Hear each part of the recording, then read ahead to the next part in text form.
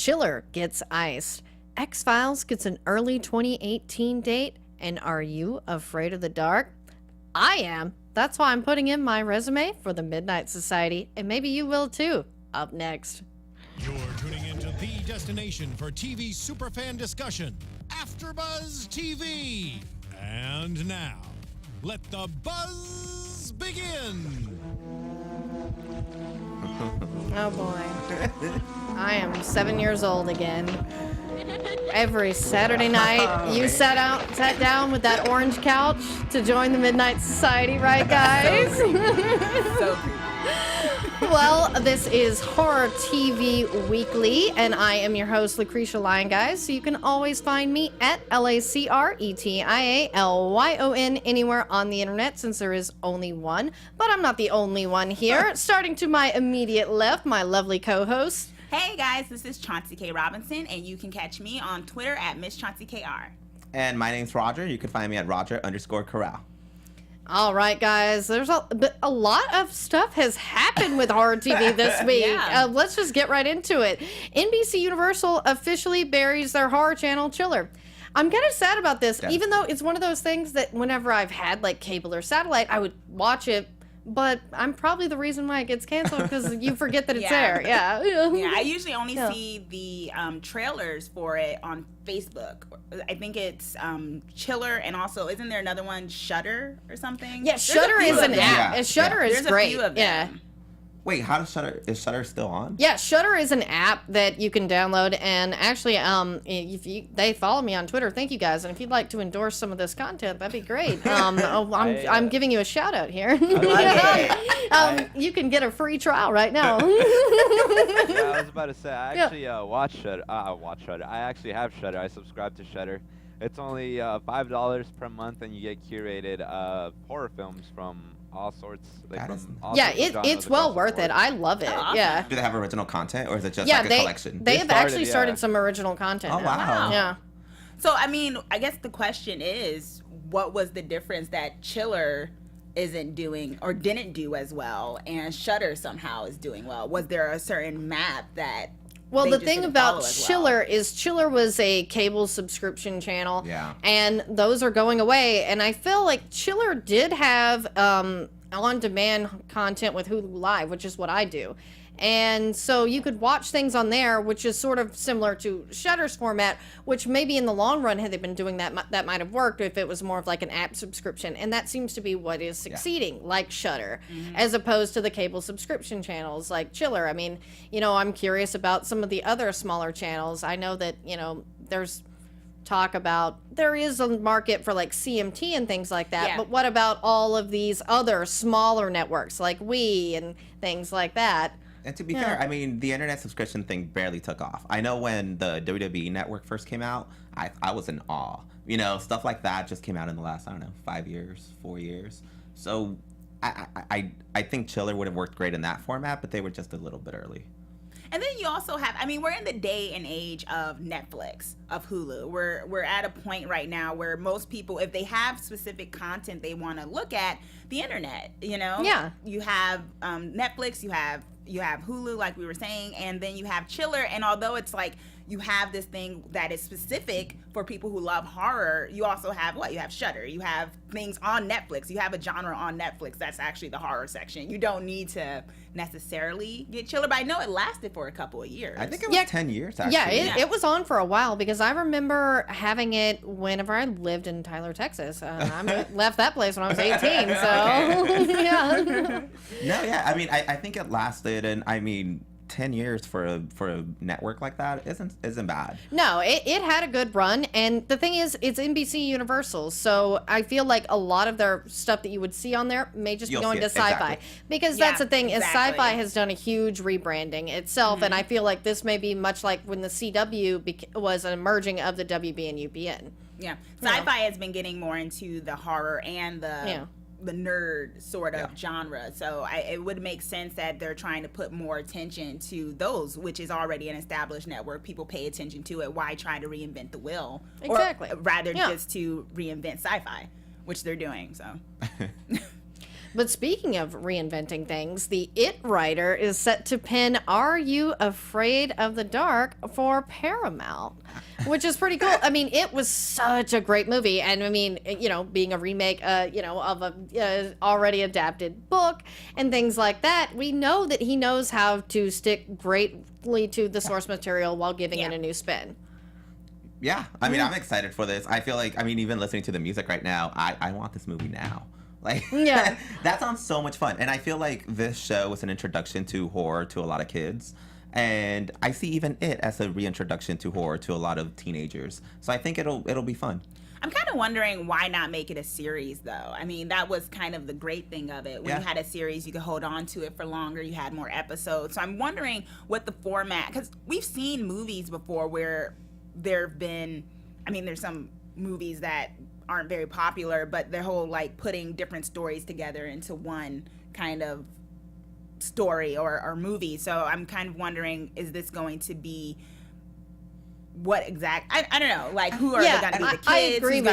Who's going to be the society? Or is this going to become some sort of like celebrity like wheelhouse? And and that would be the thing is like Gary Dalberman, is a good writer, but like you say, I do wish that this was a TV series instead of a movie because I would like more like anthology stories. Yeah. And that may be sort of the thing though, is we see a lot of times these movies are getting made and then they're making the TV show. And that's true. So that may sort of start it off, but like you say, I would like to see multiple stories. So maybe it'll be sort of like a 4-room situation type movie. And do we have any favorite characters from our, like, this adds more credence to what you guys are saying. Do we even have any memorable characters from Are You Afraid of the Dark that could lead a movie, No, because to me, when I think of the Midnight Society, I almost don't even rember the kids' names. I remember when it changed. I just always remembered like all the episodes. The sand. Yeah, I remember the sand, and that was it. And I'm like, I didn't really give a crap about the kids. Like, I know what everyone, the guy with glasses. I know what everyone looks like. I don't remember anybody's name. Exactly. I remember there was one season I think they started trying to give them backstory. I was like, don't do that. I just want to know about when they get to the fire and the story. Yeah. Although I will say there have been characters or actors that have come through the series who we ended up seeing become Ryan Gosling.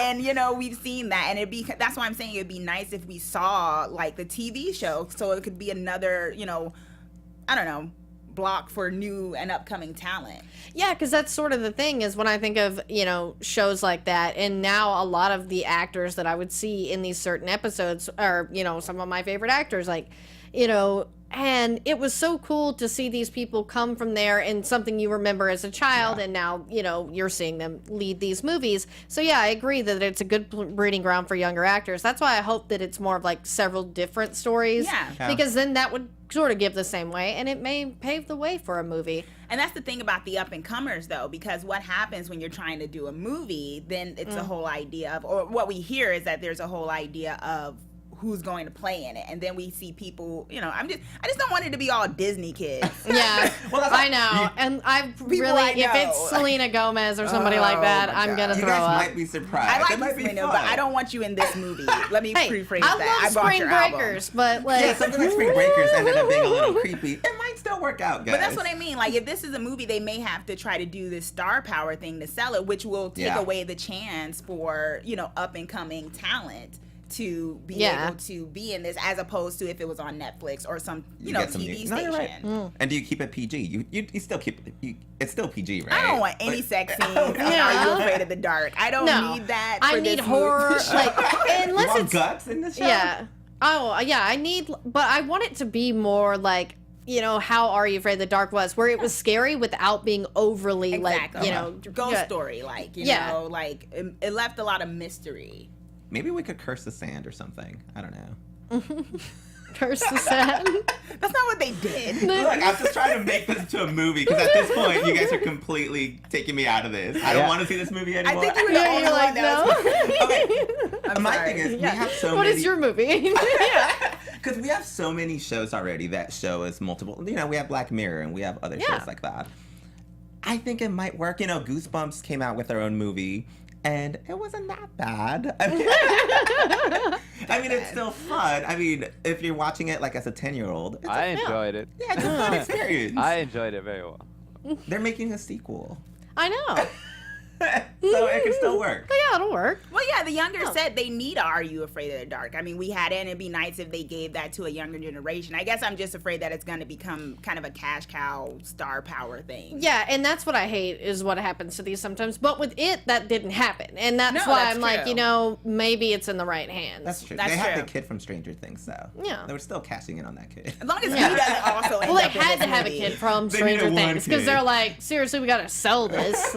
Although they didn't need him necessarily Yeah. to sell it. It was it. Yeah. I think people would have loved it either way. Yeah, you're right. I didn't pay to go see the kid from Stranger Things. I thought he had too much screen time, to be honest. But yeah. Oh, this is funny. Like, we've got some people in the chat. Sorry, okay. I know. I'm like, I'm the lead of the show, and I'm like, oh, what am I doing? Sorry, guys. Zias B. Lou brings up a good point. Ross Hull, who played Gary in Are You Afraid of the Dark, is in Dark Matter, and Daniel DeSanto, who was Tucker. Tucker was the main guy with the glasses. glasses? Oh, That's, yeah, that was that his name, name, like, really Tucker. brought. He voice acts in Paw Patrol. Oh, Doesn't wow. Harlan Williams voice Paw Patrol too? Like, yeah. See? I'm like, Good for him. okay, I know Harlan Where are Williams. they? Where Like, are they now? He was in Half Baked. And I want, you know what? Now that we're talking about the old society, I want some of them to appear in this movie. It'd be wrong if Ooh, they that's didn't a good- somehow. I like that. I'm like, yeah, if they're still around, get them in there. Why not? That'll be fun. Like, I love when people make cameos and things like Yeah, that. I think that'd be fun. I'm glad we came aboard back on this. I know. It's Now like, we're back on. I was like, hold on, this is bringing We're this team Are conversation You back Afraid up. of the Dark now? Yeah. I'm thinking that if they go like the anthology route, like they can get like a solid 3 to 4 short films within the entirety of the film. True. And within those short films, it'd be a great thing to pay homage to original cast, whoever they may be, and have them cameo throughout all the little short films. Yeah, and we need one of the Stranger Things kids to go, I'm cold. Because that still haunts me to this day. Like that creepy kid. I'm cold. Was that the kid that got lost in the water? Yes. It is, right? Okay, I remember this. And he just kept popping up around like it was creepy.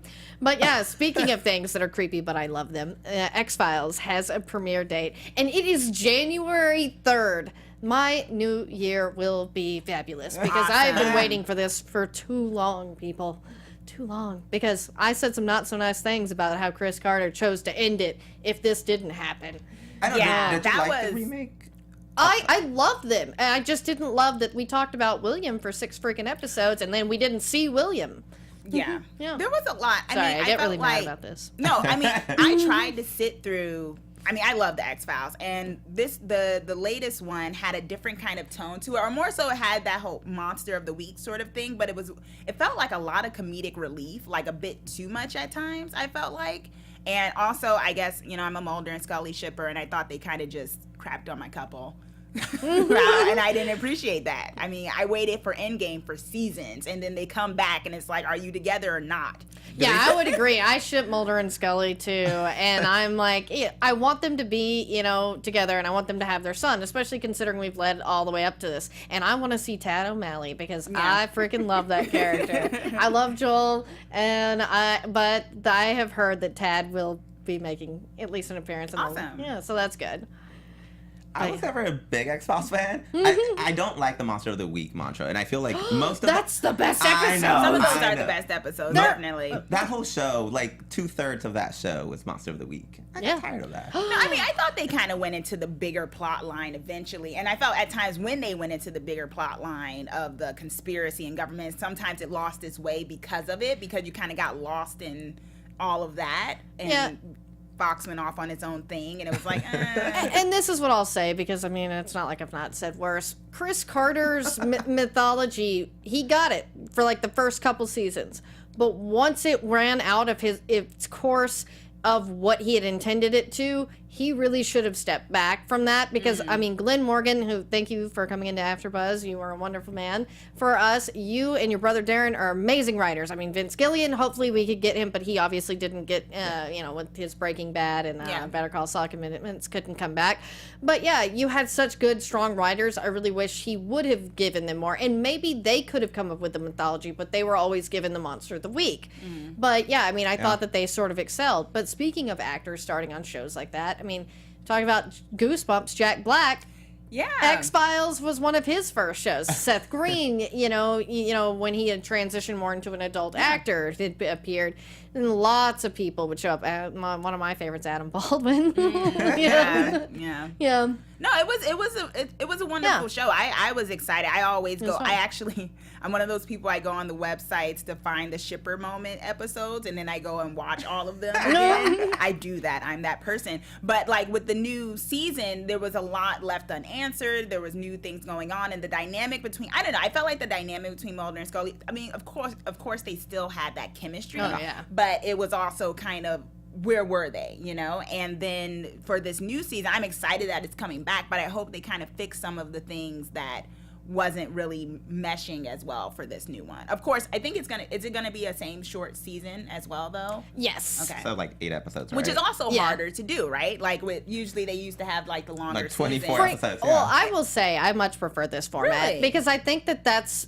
I would rather shows be 13 episodes or less because you're getting better episodes at this point. I mean, the CW shows I love, but they're 22 episodes. But I feel like we could get rid of at least 5 of them, and it would there's be definitely better shows. a like lot of filler And episodes. that's why Riverdale to me is the strongest one right now because it's only going 13 each season, and you know they're getting all their stuff out. I think Riverdale's debatable. But I do get the thing about getting each episode succinctly. Yeah. I definitely get that. Although with the X-Files, you had, like we were just talking about, the monster of the week. So some of those could feel like filler, but they're also very cool in the sense of them going on a case. So it's a little bit of a difference in terms of X-Files, in terms of the way that format of the show was. How did the original end? Do you guys remember?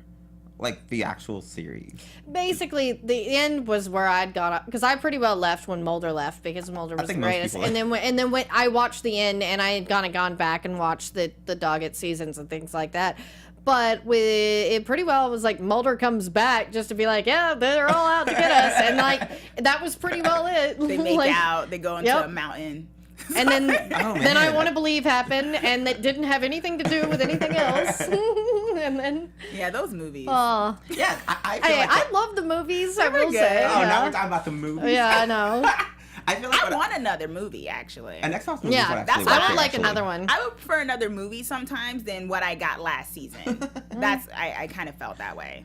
I feel like what I remember from X-Files are all the conspiracy theories, the aliens out there. And I feel like that was a serialized part of that show. So, I don't know. I think having 24 episodes where the majority of the shows were Monsters of the Week, I got tired of it. I enjoy it, and if I have like the box set, I'll watch it, but I think that's why I do like the 8 episode format. Well, you're the internet commenters on the X-Files after show. Yeah. They have not nice things to say about us all the time. You know, guys, it's 2017. Screw y'all and your Monster of the Week episode. It's 2017. Back in my day. Y'all are too young to watch You don't X-Files. get it, guys. I was watching X-Files, and I shouldn't have been. We need serialized. We have a lot of great writers, like you said. You know, we need more concrete storylines that test our viewers a little better. I don't know.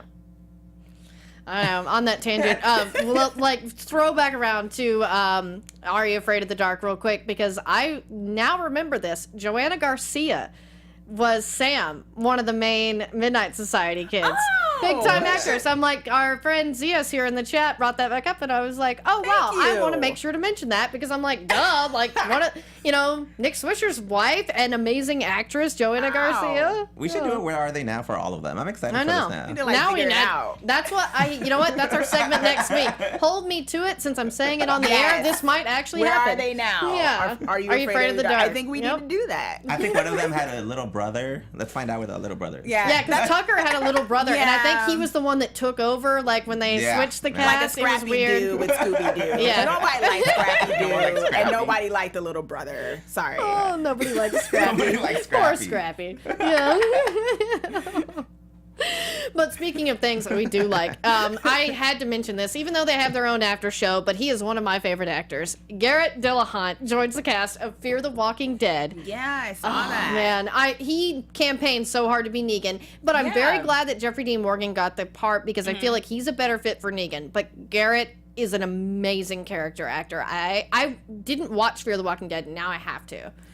Yeah, I'm excited. I mean, there's a couple of good things going on with Fear of the Walking Dead. I think we just found out, who's going to be the crossover character and things of that nature. But yeah, this will be interesting. Maybe it'll bring some more interesting plots to the show. I think at times it's not as strong as The Walking Dead, but I think this season I've heard it's gotten way stronger. Yeah, and they just announced on The Walking Dead after show that Morgan is going to be the guy that's joining. That will be crossing over. Yeah. Not a big fan of that. I think most people were expecting Abraham to join in. Especially, I mean, Fear the Walking Dead is based on the West Coast. I don't know how the hell anyone got all the way over there, but they're going to make it work, I guess. Yeah, and that is something that is odd. That I mean, I love Lenny James and was glad that Morgan became a real character as opposed to like he was in the comics. But this is really sort of an odd move to pick Morgan to go to Los Angeles in the zombie apocalypse from Alexandria. Well, I mean, from DC, yeah. Yeah, I mean, like...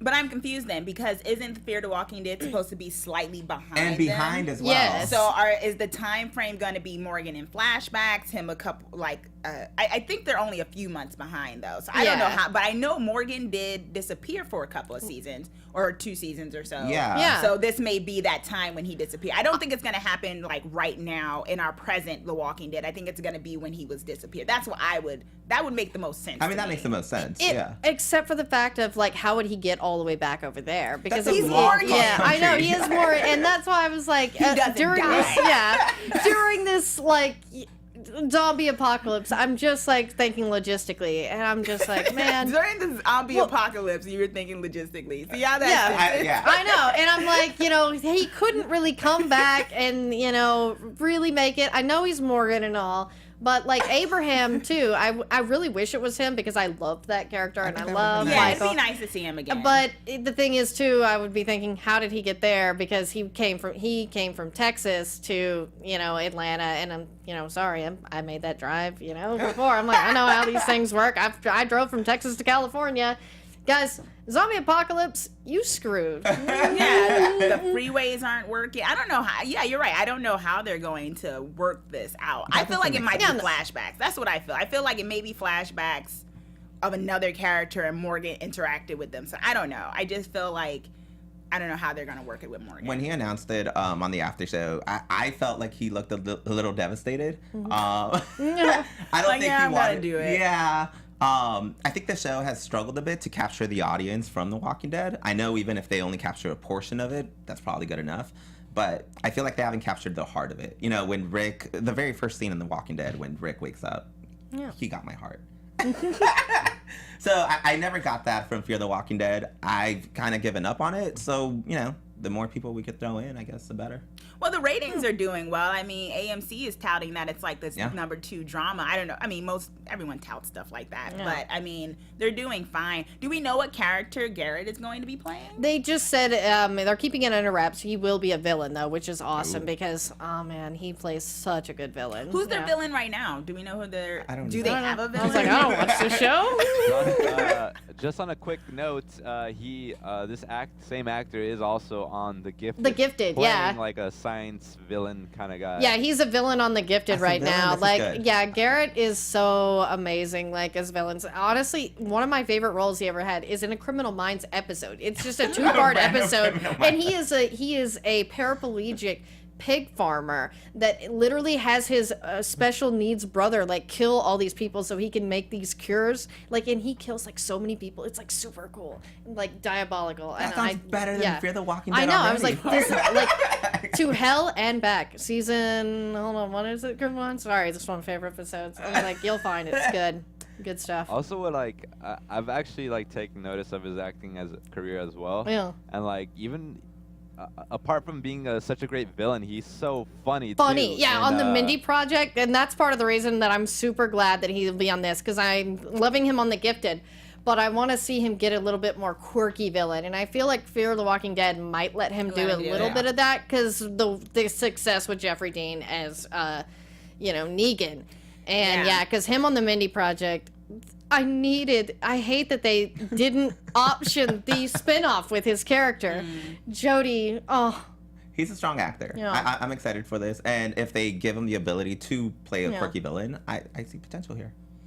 Yeah, I mean, maybe it might be what they need, like like you were saying, Yeah. like that No. shot in the arm of a kind of character like Negan or the governor or something like that, where there's a character that kind of draws you in. Because right now, I mean, when I see like previews of it, I just kind of see that it's like a coming of age story. It feels like in the zombie apocalypse, like everyone's going through their drama, but you don't know if there's a main thing. Like right now with The Walking Dead, we have all out war, which is like, it's always something there. This one with Fear the Walking Dead, it meanders a lot with that show. So it would be nice if they did have a central character that they all could kind of culminate towards to kind of rally them together. Also, are they still on the West Coast?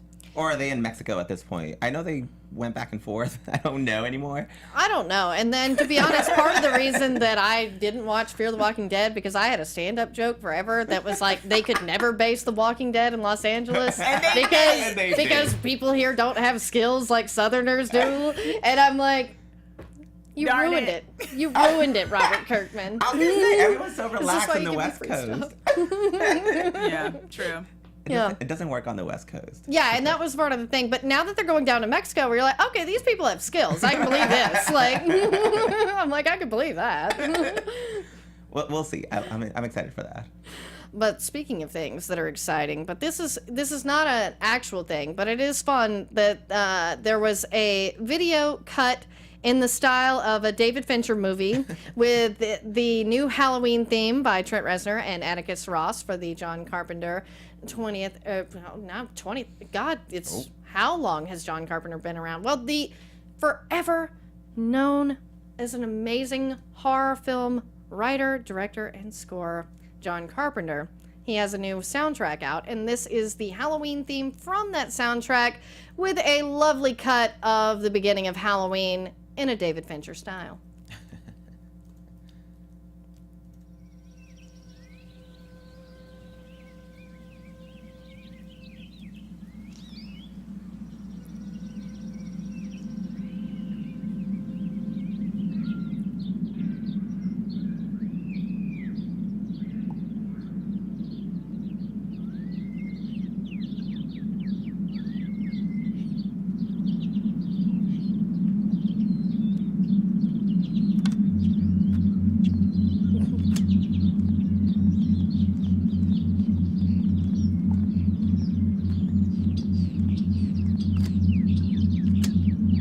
Don't forget to drop the key off at the Myers place. I won't. They're coming by and look at the house at 10:30. Be sure to leave it under the mat. Promise.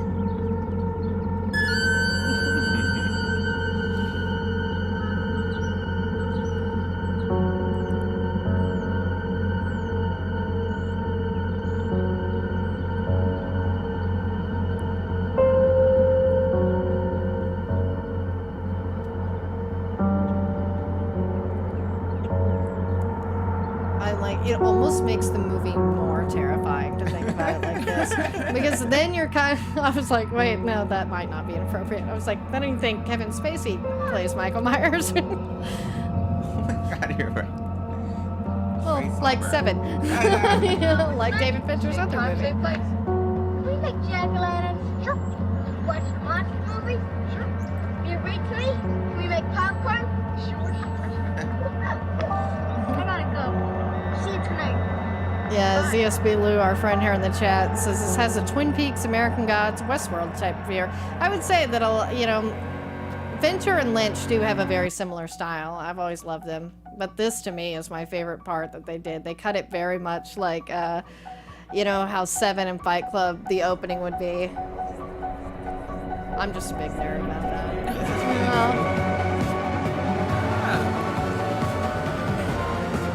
But the weird thing about this is it sort of made me want David Fincher to direct more horror. Because I'm like, Seven is still one of my favorite movies for that reason.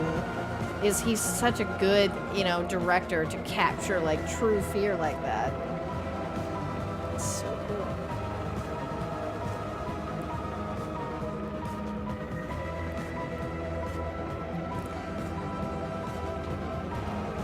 But, you know what? Speaking of things that gush, I've been gushing a lot here, so I think I need to give the reins over to someone else.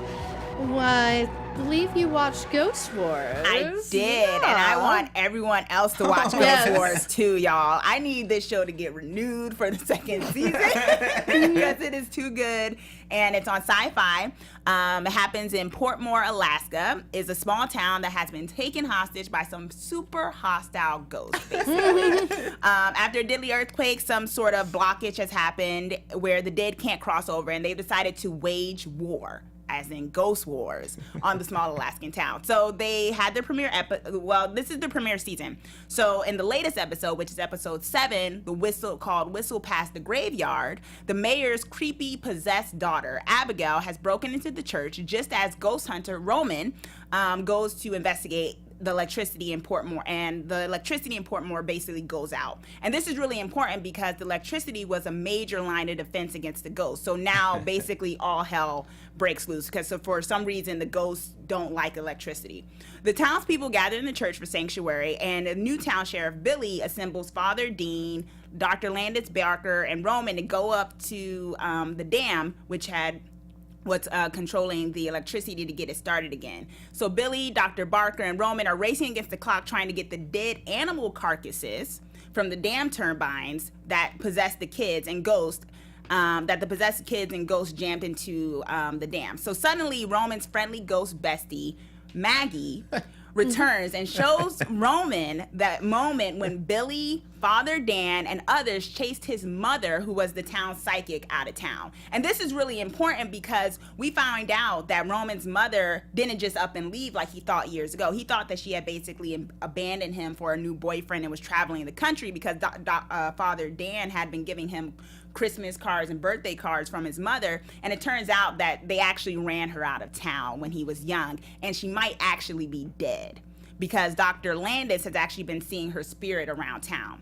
So Roman's basically fed up with being exploited for his powers, so he leaves Billy and the team in the turbines room to basically fend for themselves, and that's a no-go because he was basically the one person to keep the ghost away. So should I put up some spoiler warnings or? Oh, this is 2 weeks ago. This is 2 weeks ago. Okay. And this is to entice people to watch it as well with this recap. So the spirit of the dead kid Marcus basically returns and pushes his mother in this large mucus egg. What the hell? In the basement of the church, and she disappears. So these creepy kids are like out for blood. There's a lot of creepy kids in this show. So Billy manages to pry the last animal carcass free from the turbine blades, and that's yay. But before the electricity comes back, the ghosts descend on Dr. Landis and Billy, and the two think they're going to die. So they basically profess their love for each other and make out. Yay, because I shipped them. But the power miraculously comes back on, but the dam is drawing too much power, so basically Billy goes over to the switch box to reroute some electricity, and he gets blown away, and we think he might be dead. So that's all. So the new episode, but we don't know if Billy is dead for sure. But the new episode is this Thursday, episode 8. Catch up on this series. It's really, really awesome. Really great characters, a diverse cast of people, and it's great horror movie. B-horror movie fun, and it takes itself seriously, but in a very B-horror movie style. See, I would like that. I'm like, now I really want to watch this show. Like, I'm glad I was like, and I hope many of you watch this show because it's really awesome, and I'm like crossing my fingers that it gets renewed for a second season. All right, so are the kids ghosts too, or are they just creepy kids? What's going on basically? And yeah, there are some spoilers I said, but like they basically kind of lay it all out there too. I mean, it's a B-horror movie. They want you to know all of this is happening. The main thing is that these ghosts are basically killing people. And the thing with the kids is that we think they're possessed, but there's also some weird large egg, some biblical egg from biblical times that's also taking people in the forest. There's a lot going on. And you don't know exactly what all of this means. Basically, it's just a fun time, and there's a lot of guts and people dying. Good fun. I know. I was like, this sounds like an awesome show. Yeah, I want people to watch it. It's really good, and Sci-Fi has been doing really good with some of their shows lately. I know Superstition is also another one that I've been meaning to catch up on. But yeah, this one in particular is really good. And when does Ghost Wars air on Sci-Fi? Thursdays at 10 p.m. Oh, okay. Every Thursday. This new Is that episode. why you don't watch Arrow? Yeah. She's gonna throw shade. Yeah. There's many reasons why I don't watch Arrow. We can do a whole nother show about this. I know. guys. Guys, we'll get there. One day. One day. You do watch Flash though. I do Yeah. watch The Flash. And I love Iris. Oh, Yeah. man. Yeah. Anyway, yes. So Yeah. watch Ghost Wars, y'all. I'm just excited.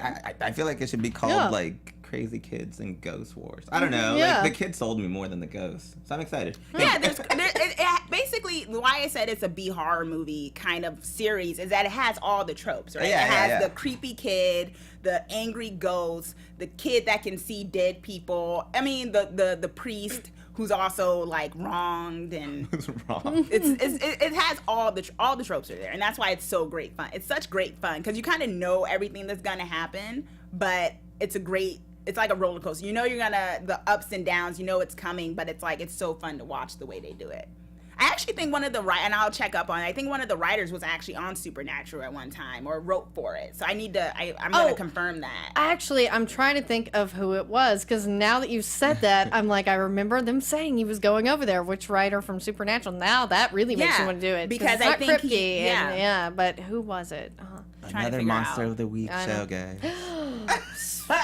Supernatural is one of the best shows Don't ever. get Supernatural. You're gonna have a mob of people. Yeah. against you. Supernatural is gonna be after we're long dead. Those seasons will still be going. I feel know, like. and I'm so happy for that, guys, because 13 seasons. And if you're on this channel and you want to watch the Supernatural after show, it actually airs just before this one. I host that one too. But enough about me. You were really excited about some stuff too, Roger, like American Horror Story, how they ended this season. I was excited yeah. for this. Coming off of the election, I was devastated after the election, so I was like, let's show what we could do that could be more horrifying than what happened that day. And I think they did a great job. Ryan Murphy has the tendency to not finish things midway into all his shows. But they did a good job. So the main character, his name is Kai, and he's basically like your typical angry white kid who, was really happy that Trump won. And from Sounds really scary. and from This there, is terrifying. and from there, he starts his own cult. And playing opposite of him, the other character, her name's Allie. And the whole time, I thought it was going to be like a Trump supporter versus a Hillary supporter. She was a Jill Stein supporter. Even more terrifying, guys. So, and so I like that because I feel like, there's a lot of crazies on both of those sides. And so she was devastated. The whole time, she has all these phobias about clowns and holes and worms and all of these things. And you find out that they're not actually like phobias that she's imagining. Kai is doing this. The main villain of the show is doing this. And so you see the transformation from him sitting on the couch on election night all the way to him running for office. They managed to do some great twists along the way. And in the end, he goes to prison and they turn the tables on us and she becomes the main evil character on the show. And I'm not sure how much I'm spoiling here. She ends up running for office, and they kill Kai. So, yeah, that's where that season went. I was just really happy that it was consistent. Again, all of the American Horror Stories tend to fall off around episode 5 or 6. So it was cool to see like an actual 13, 12 episode season go all the way.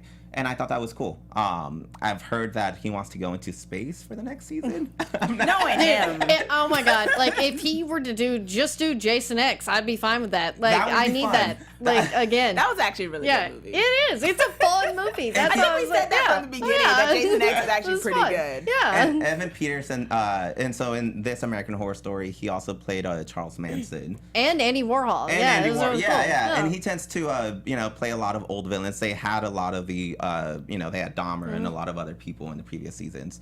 I thought he played a great Manson. I love Evan Peters. I think he's such a good actor. Good. You know, he's the reason I keep coming back to American Horror Story. You know, I'm like, because without Jessica Lange, you're like, where is this going? This and then guy you're like, took nope, over. Yeah. Evan Peters, he's good. Was Emma Roberts also in this season? She was not. Okay, I hear she's going to be in the next one. Yeah, because I actually really like Emma Roberts when she played, you know, especially in season 3, the Coven season. I thought that was some of her strongest, you know, work there, and I really loved that season. I know some people are a little iffy, but I would say Coven's probably my second favorite after the first season. I agree. Yeah. Coven was when Angela Bassett joined as well. Yes, and that was awesome. amazing. Marie LeBeau was. I love Angela Bassett. She's on a new show now, so I don't know if she's gonna be on the next one or anything. Yeah. I think she's on some Fox show, 911 or something. Sarah Paulson and Evan Peters seem to be the favorites to go forward. What's funny is like Angela Bassett being on 911, so is Connie Britton. I'm like, so maybe they could just have both of them come back. Like two powerhouse ladies. That would be We cool. need that. That would be cool. But I agree with Coven. I feel like a lot of people diss on it. But again, that was the most consistent out of all of them. And I think that's what's missing in a lot of... Yeah, and that's why I say the first season and then Coven were very consistent. That's why I liked it. All the other seasons, as I say, there are really good parts out of all of them. But where they fall off is being consistent. That's why I feel a shorter episode count might do, help them. I definitely agree with you on that. And it's...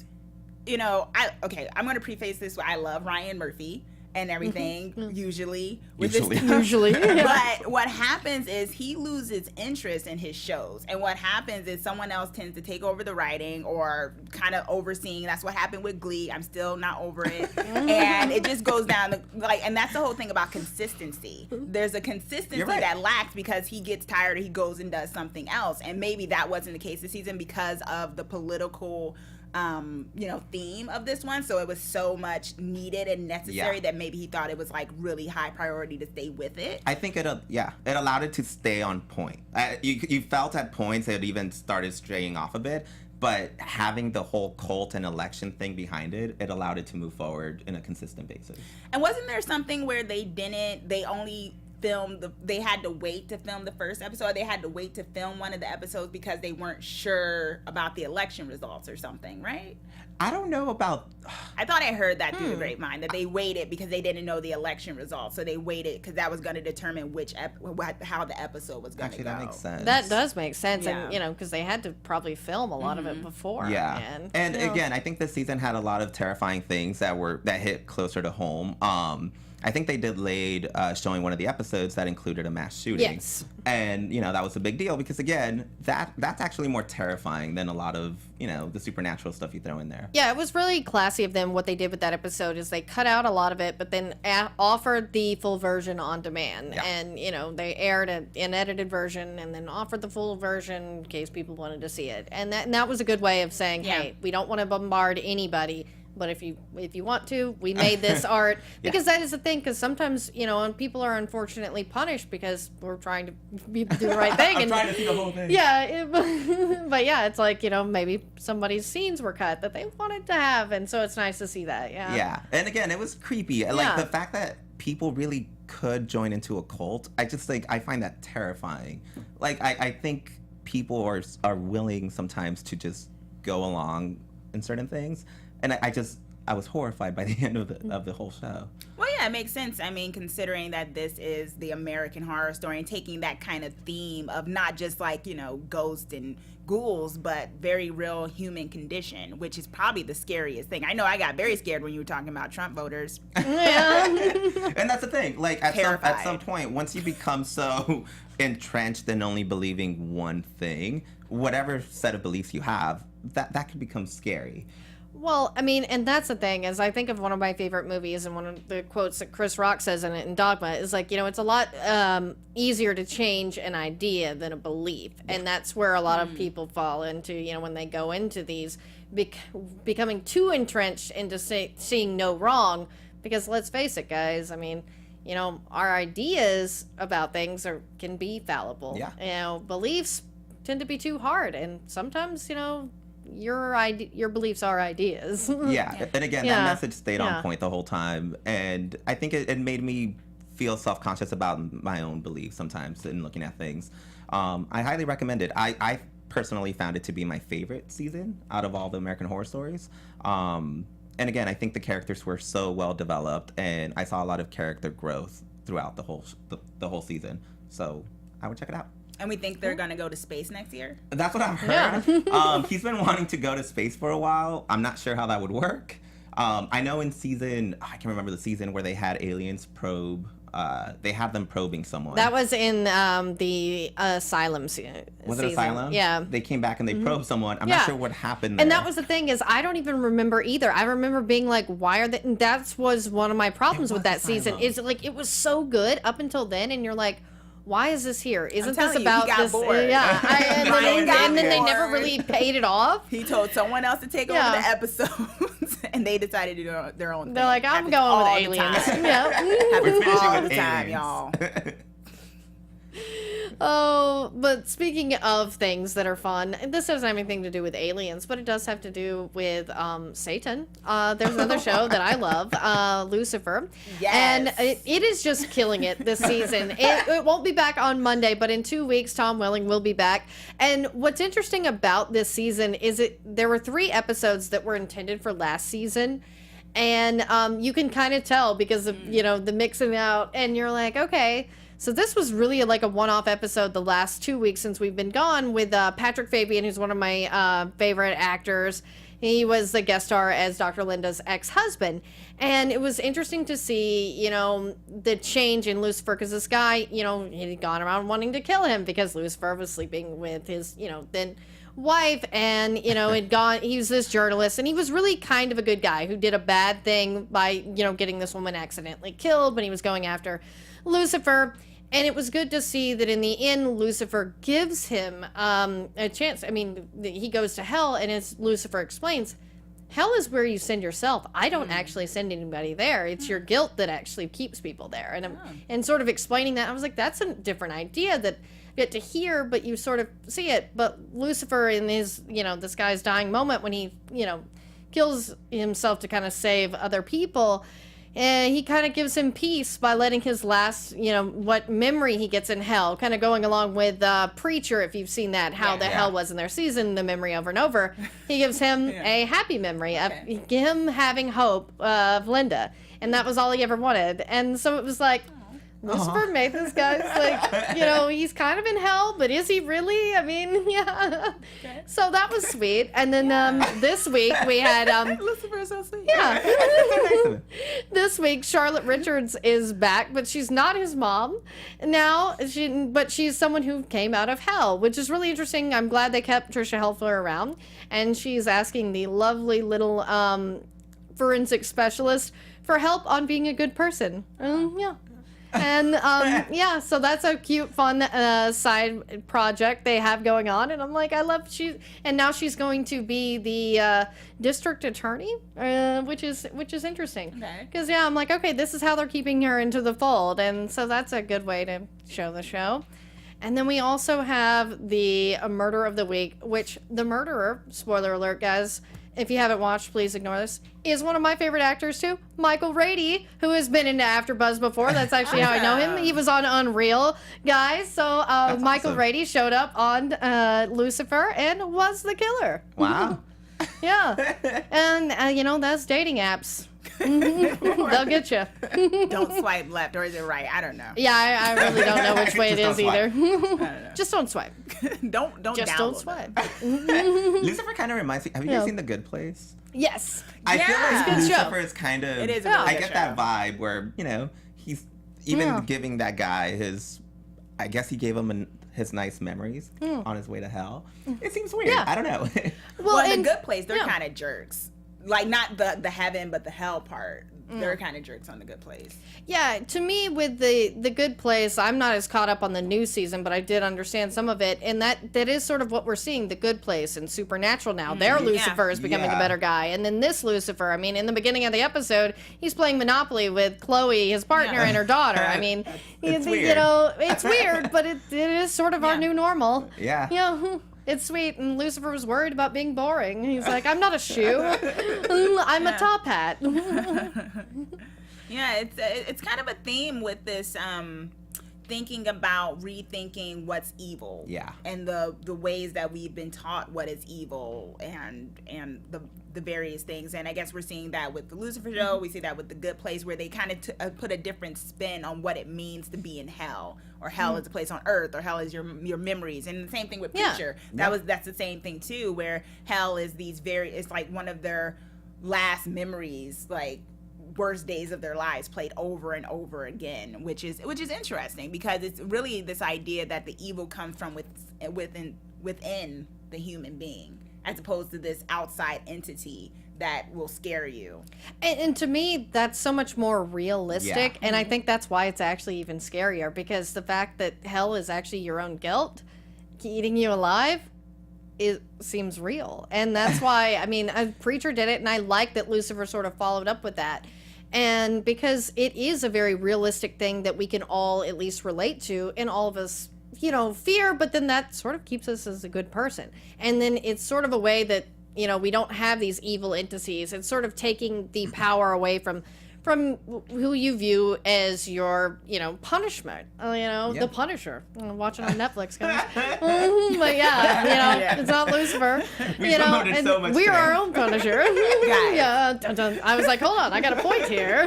But you're right. I think that's even more terrifying, because there's no clear solution. Yeah. If you have the devil in front of you, you're like, oh, maybe there's something I could do to defeat that. Yeah. But if the evil lies within yourself, how do you get past that? Be a better person. And that's our advice, y'all. Yep. Yeah. The more you know.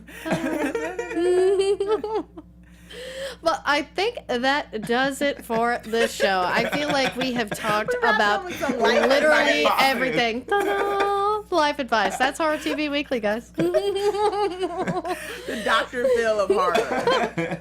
Well, and we are not the only horror show in the AfterBuzz TV family. On our sister network, Ayo. Popcorn Talk. Yes, Anthony, our lovely man in the booth there, hosts his own show, Horror Movie News, on Popcorn Talk. Do you want to tell us what's coming up this week, Anthony? Yes, we are going to be talking, we're going to dive into some horror Christmas. So pretty much everything we feature in the vaults, or also the crypt, is going to be Christmas related, of course, because it's December.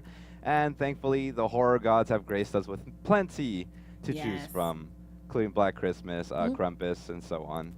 It's going to be fun. Frosty Tune the in. Snowman Killer. Yep. Yeah, that was Can awesome. never go wrong. The Jack Frost. Yeah.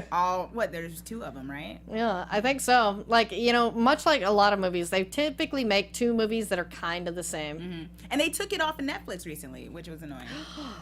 Just in time for Christmas? I couldn't find that or Thanksgiving. Oh, They took off Thanksgiving. Thanksgiving's on Amazon Prime. I talked about that. Okay. I talked about Cool. that last week. That was pretty good. Do they still have the evil gingerbread kid? Or there's like an evil gingerbread that's murdering everyone? There was 2 of those movies. I don't know if that's on Netflix, but that's how I watched it.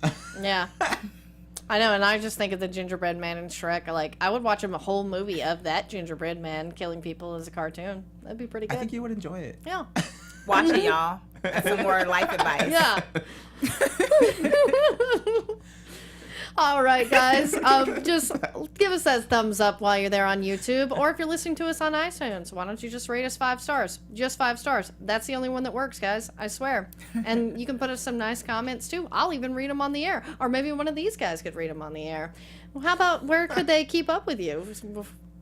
Well, once again, you can find me on Twitter, Chauncey K. Robinson, at Miss Chauncey KR, and also on the Flash After Show, and the 4-part crossover is happening this week, y'all.